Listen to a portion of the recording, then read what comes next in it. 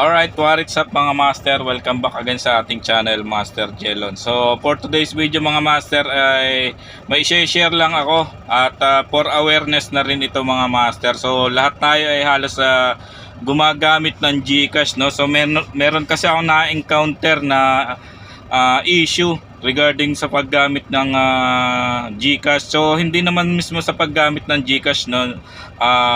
Nag-cash in kasi ako sa isang parang partners ng GCash, no.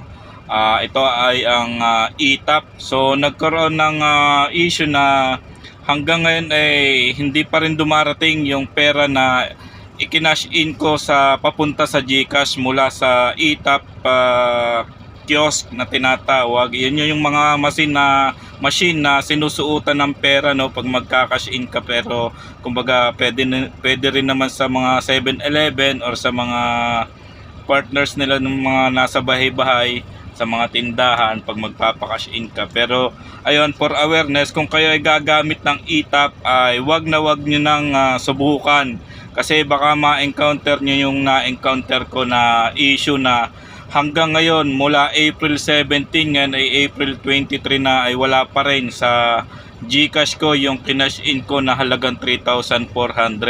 So ginawa ko na ang lahat, no.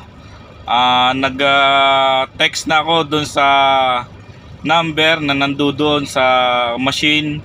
Then nag-message na rin ako sa Facebook page nila, nag-email na rin ako sa email nila. So hanggang ngayon ay wala pa rin silang respond na maganda.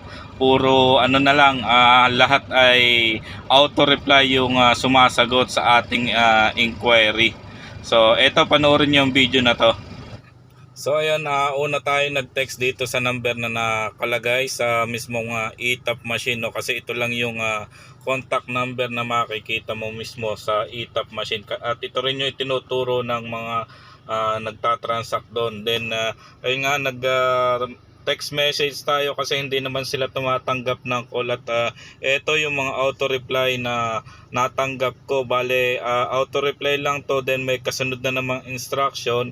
Pero pag sinunod mo yung instruction na yan, ay auto reply pa rin yung re-reply sa iyo, yung sasagot sa iyo. Kaya wala ka talagang makakausap na matino, ano.